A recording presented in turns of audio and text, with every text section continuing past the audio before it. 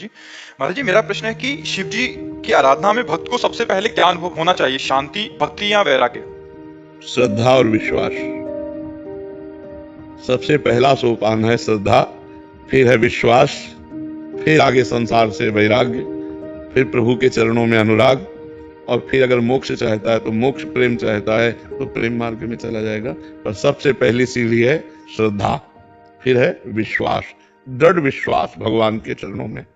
तब फिर अनुभूतियां शुरू होती हैं। जब पहले दृढ़ विश्वास होना ही कठिन है, भगवान के चरणों में विश्वास होना कठिन है। माया ऐसे ऐसे लीलाएं कर देती है तो हमें लगता है पता नहीं भगवान है भी कि नहीं, भगवान हमारी बात सुनते हैं कि नहीं सुनते, भगवान हमारी बात बनाएंगे कि नहीं बनाएंगे।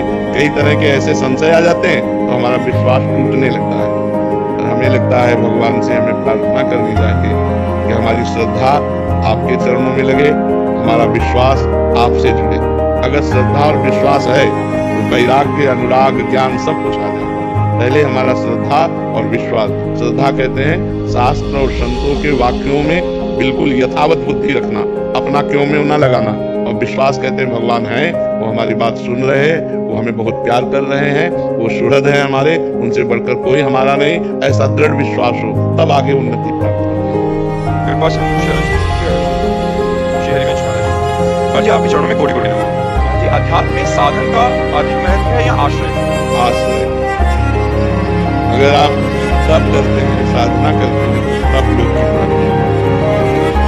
भगवत आश्रित है, कोई त्रुटियां भी हैं, ऐसी समस्याएं भी हैं जो नहीं होनी चाहिए, और आपका शरीर छूट जाता है तो आश्रय से भगवत प्राप्ति होगी। मेरे बनाए ना बनेगी कोटि कल्प लो, आपके बनाए बनेगी पल पाव में। हर समय जितनी हम में ऊर्जा शक्ति है वो हम लगाकर भजन करेंगे, जितनी हमारी बुद्धि काम कर रही है हम गलत आचरणों से बचेंगे। लेकिन इससे भगवत प्राप्ति हो जाए ये हमारा विश्वास नहीं। हमारा विश्वास है कि आपकी कृपा से आप मिलते हो। किसी तपस्या या भजन के द्वारा भगवान को खरीदा नहीं जा सकता, भगवान को विवश नहीं किया जा सकता, भगवान के होके भगवान को विवश किया जा सकता है। कितना विवश हो सकते हैं? अर्जुन जी जहां खड़े होते हैं और उनकी जहां पादुका होती है वहां अखिल कोटि ब्रह्मांड नायक परात्परीश भगवान श्री कृष्ण सारथी के रूप में बैठते हैं। इतना विवश हो जाते हैं अपने जनों के लिए। अपना जन आश्रय से होता है, मैं आपके आश्रित हूं। आश्रित की चिंता होने लगती है आश्रयदाता को। जैसे आपके दरवाजे पे कुत्ता बैठे, आपसे कोई मतलब नहीं, लेकिन वो कहीं जाए ना, तो आप अपने आप उसके भोजन की व्यवस्था करने लगेंगे। एक दिन न सही, 2 दिन न सही, जब आप देखोगे जाते नहीं, दरवाजे पे बैठा रहता है, तो 2 रोटी लेके निकलोगे और डालने लगोगे।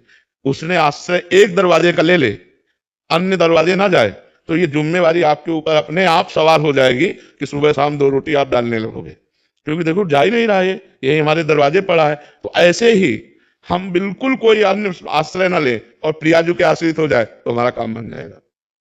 अनन्य आश्रय बहुत बड़ी बात है। अनुकूलता होती है तो लगता है प्रियाजू की बहुत कृपा है, और जब प्रतिकूलता होती तब ऐसे मन घबरा जाता है कि पता नहीं, हे शंकर भगवान आप कृपा करो, हे राम जी आप कृपा करो, हे श्याम जी आप कृपा करो, हे देवी जी आपकी। नहीं, उस समय भी एक ही होना चाहिए। बने तो रघुबर ते बने और बिगड़े तो भरपूर, और तुलसी औरन ते बने ता बनिबे पे धूर। जिसका हमने आश्रय लिया है अगर बने तो उसी प्रभु से बने, और ना बने तो बिगड़ जाए, हमें कोई बनाने की कोशिश नहीं। हे नाथ मैं आपकी शरण में हूं, आप देख लो, पक्का सब ठीक हो जाएगा, पक्का सब ठीक हो जाएगा। हमें चाहिए भगवान का आश्रय दृढ़ लें। सबसे बड़ी भक्ति क्या है? आत्मसमर्पण। श्रवणम कीर्तनम स्मरणम विष्णुपाद सेवनम अर्चनम वंदनम दास्यम सख्यम आत्मनिवेदनम। आत्मनिवेदन पूर्ण भक्ति। आत्मनिवेदन का मतलब होता है आश्रय, समर्पित हो जाना।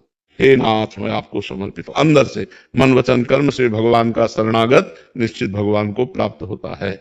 हमें प्रयास करना है जो हमारी शरणागति में कमजोरी है, कि भगवान के विरुद्ध आचरण है, जो अपने शरीर को लेकर मांगे हैं, जो अपने परिवार को लेकर मांगे हैं, वो केवल अपने प्रभु के सामने पेश करते रहें और ये मांगते रहें कि आपके सिवा हमारे मन में किसी अन्य का आश्रय न हो। जरूरतें हैं लेकिन आश्रय नहीं, ध्यान रखना। जैसे मैं आपका हूं, मेरी जरूरतें हैं तो मैं सिर्फ आपसे कहूंगा, इनसे नहीं कहूंगा। जरूरतें हैं पर आपसे।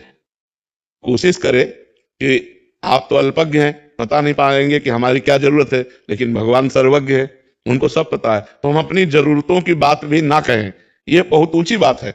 लेकिन अगर कहें तो सिर्फ अपने प्रभु से, जो हमने प्रभु को अपना माना है, राम रूप, कृष्ण रूप, राधा रूप, शिव रूप, हम उसी से बात करें कि ये जरूरतें यद्यपि हमें आपसे नहीं कहनी चाहिए, पर हम अज्ञानवश कह रहे हैं ये जरूरतें, पर आपसे, औरों से नहीं।